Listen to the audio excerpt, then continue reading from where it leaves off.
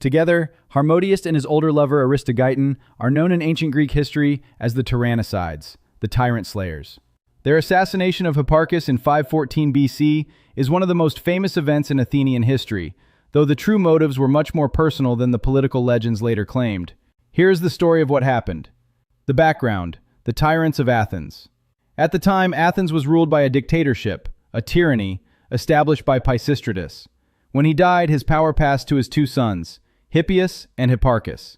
Hippias was the older brother and the actual political ruler, the primary tyrant. Hipparchus was a powerful, wealthy co-ruler who focused mostly on the arts, culture, and religious festivals. The motive: a fatal insult. The assassination was actually born out of a lover's quarrel and injured pride, not a grand democratic revolution.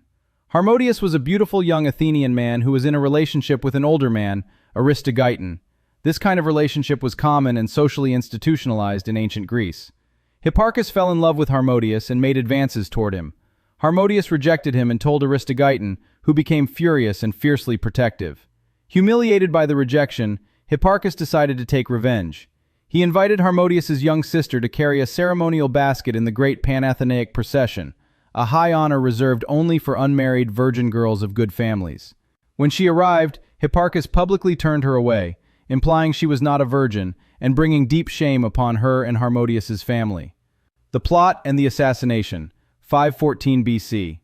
Outraged by the insult, Harmodius and Aristogeiton hatched a plot to assassinate both Hippias and Hipparchus during the Panathenaic festival, hoping the chaos would inspire the Athenian citizens to rise up and overthrow the government. On the day of the festival, the two lovers saw one of their co-conspirators talking casually with Hippias. Panicking and believing they had been betrayed, they rushed down from the Acropolis, found Hipparchus near the Leocorian temple, and stabbed him to death. The immediate aftermath was disastrous for the pair. Harmodius was killed on the spot by Hipparchus's spearmen.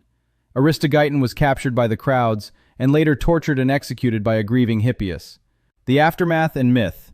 The assassination did not end the tyranny. In fact, it made things much worse. Traumatized by his brother's murder, Hippias became deeply paranoid and transformed into a cruel, oppressive dictator. He ruled brutally for 4 more years until the Athenians, backed by the Spartan army, finally forced him into exile in 510 BC. Shortly after, Athens established the world's first democracy.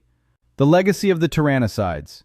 Even though Harmodius and Aristogeiton failed to kill the actual ruler, and their motives were entirely personal, the new democratic Athenian government turned them into legendary heroes. They were celebrated as the founding martyrs of Athenian freedom. Songs and poems were written about them. Their descendants were given state-sponsored meals and tax exemptions for life. The city commissioned massive bronze statues of the pair, the first statues in Athenian history dedicated to mortal men rather than gods, which stood proudly in the Athenian agora. Historical writers like Thucydides later tried to set the record straight about the lovers' true personal motives, but by then, the myth of Harmodius and Aristogeiton as the noble saviors of democracy had already been cemented in Western history.